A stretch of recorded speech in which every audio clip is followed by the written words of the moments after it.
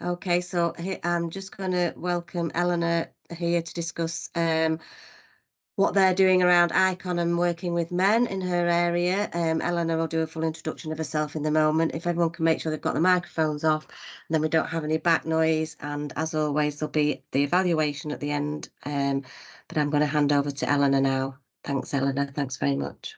Thank you. I'm Eleanor Marcham. I'm 0 to 19 team leader for the Huddersfield East area.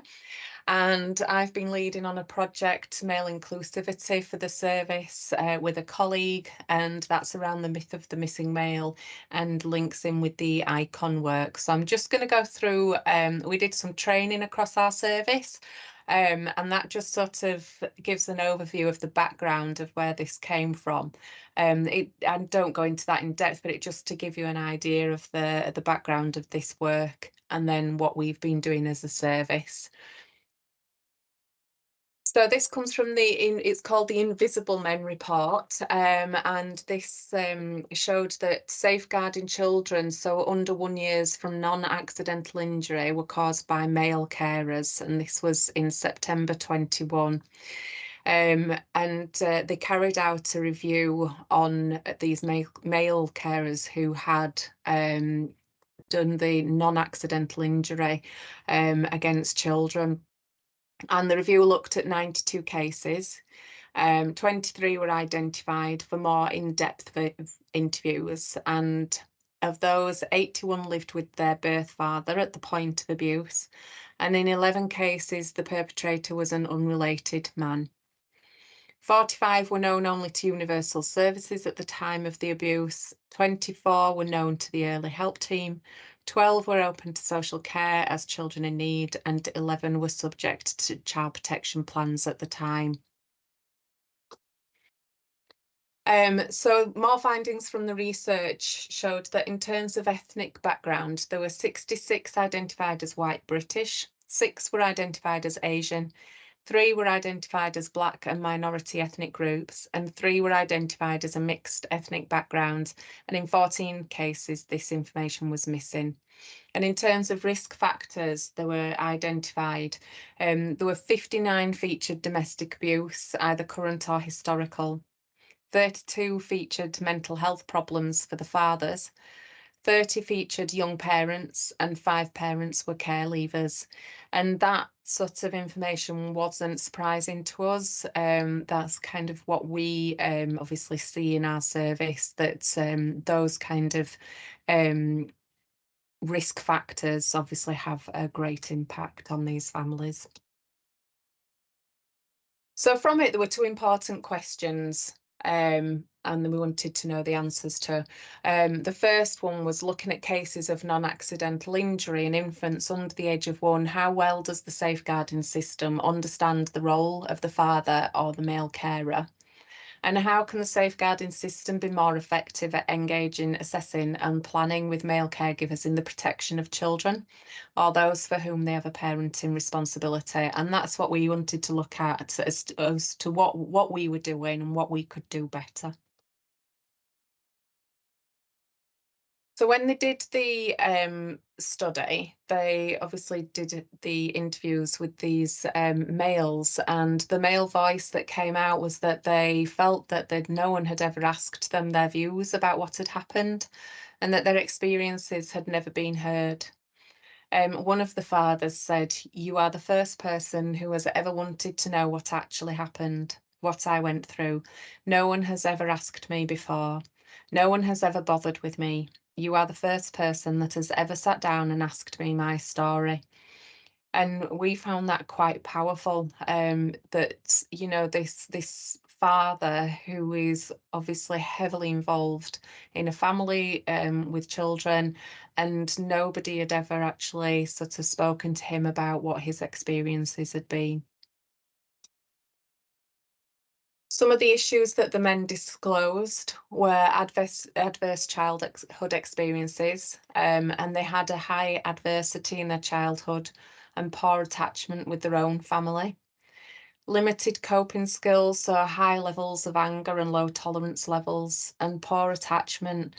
They said they had a feeling of being rejected by their child. They didn't understand their child's behaviour and had a lack of empathy for the child.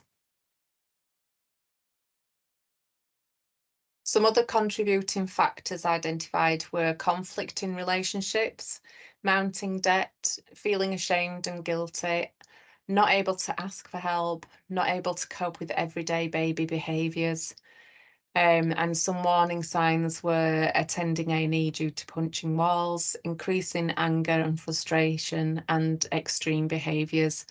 And you know, it is well known that men generally do find it more difficult to speak out, to ask for help, and to have those sort of real in-depth conversations, especially if not sort of asked. Mental health issues were common, and they included ADHD, anger issues, anxiety and depression, PTSD, and a few of them were engaging in mental health services. So even though they had those needs, they weren't getting that support that they needed.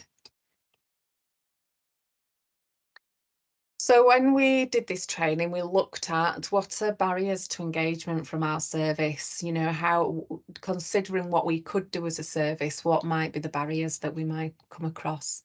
One of them is a female workforce. We are generally a female workforce, and that could be a barrier to men actively engaging with us or feeling open to engaging with us.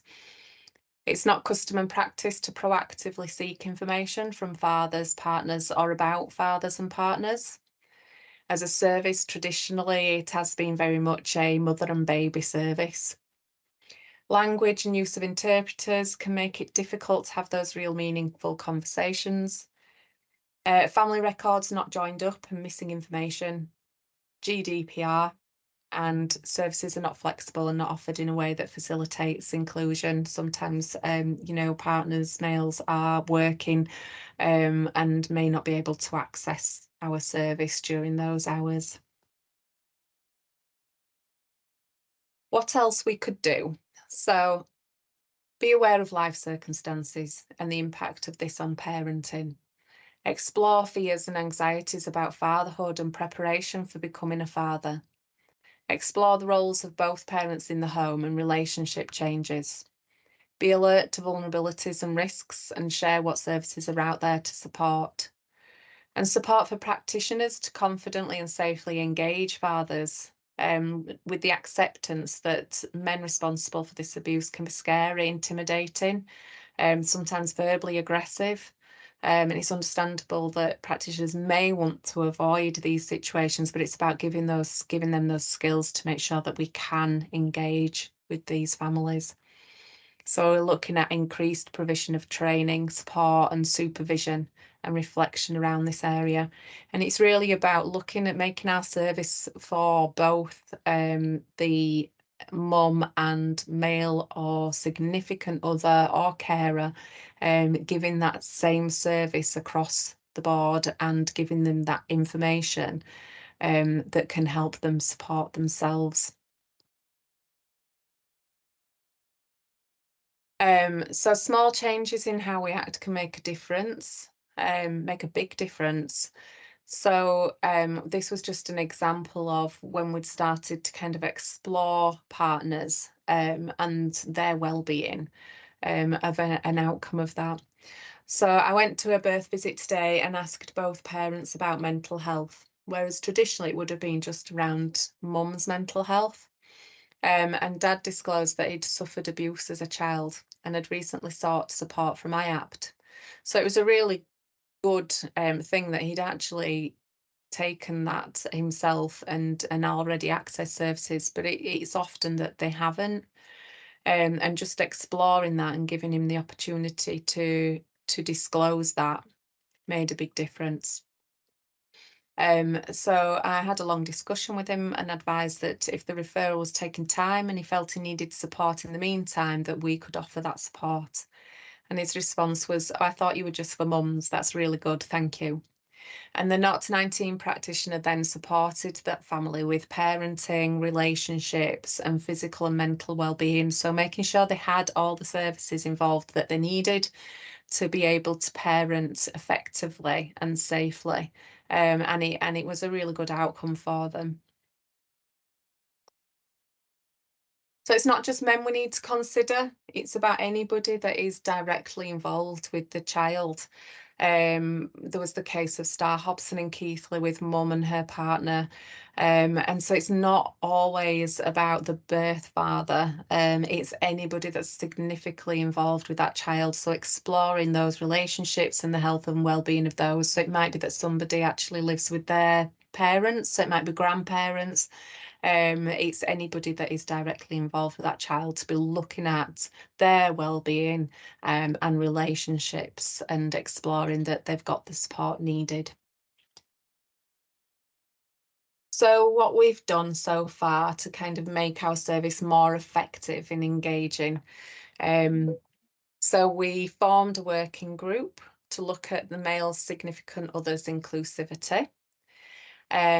We got feedback from dads, and it did come back that they felt that the service wasn't for them and that they would like to be included more. We carried out audits to look at what we were already doing and what was needed. And we were actually really good at engaging those male or significant others at the visits, but it was recognised that we needed to do more to promote it, that this service is actually not just for mum and baby, it's for the whole family. So we changed all appointment letters and adapted them to encourage the dads or significant others to attend appointments. We developed a training package and we delivered this to all teams in Calderdale and Kirklees, and we're going to repeat that yearly. We made changes to System 1 to encourage those discussions and assessments around the whole family that were directly involved, and documentation was clear. We changed it to be a more inclusive language, so we adopted parental mental health rather than maternal mental health, so that it covers, again, both mum, dad, significant others, partners. And we explore the mental health with males or dads or the significant others, and we explore relationships at contacts and how they manage those relationship changes, those strains on those relationships. And we involve the dads and significant others in those conversations so that they've got that information around attachment, icon, bonding, parenting and relationships. And share information about the Dad's Pad app, which is a really helpful app for dads. We do antenatal fairs at the weekend to make it more accessible for those that are working. We've got group antenatals and encourage those males and significant others to attend those. We've extended the training to the voluntary sector, to Anti-PAMS and Home Start. We've spoken to Kirklees Safeguarding Board and Andy's Man Club to raise awareness there, and they're actually joining together to promote ICON. And we've formed a wider collaborative group, including the Acute Trust, so with the heads of midwifery, safeguarding, paediatric liaison to share ideas and thinking and updates. And we repeated the audit 6 months later, which shows an improvement in partners attending, the promotion of DadPad and involvement in contacts. So what next? The ideal would be to have dads or significant others' details accessible at the point of antenatal notification, which is what we have at the moment with mums, because that gives you that history and that background. But there are a lot of issues with that, unfortunately, at the moment. So there's issues around consent and capacity. So that is something that would be something we would love to work to long term. But in the meantime, it's about, like we said, those small changes that we can make to involve those that are involved with a child's life. We'll repeat audits in 6 months' time to ensure that work is still going, and repeat the training to keep the importance of this work fresh sort of in the practitioners' minds. And we're going to continue with the multidisciplinary working to identify opportunities and learning. And that's it, if there are any questions. That's great. Thanks, Eleanor. Really interesting. I like the fact that you've got all those little wins. Like you say, we can't fix everything all at once. It's a long-term plan, isn't it? And being just starting with your letters and involving the dads from the Yeah, beginning is really yeah, important. yeah, yeah, Yeah, yeah. absolutely. Well, that was brilliant. No So if worries. anybody's got anything that they want to ask or think of later, they can always email me and I'll put them in touch with Eleanor. Otherwise, thank you all very much for coming. I'll put the evaluation in the bottom, and all the sessions, as you know, are recorded, so you'll see the sessions later. Thank you all very much. Thank you.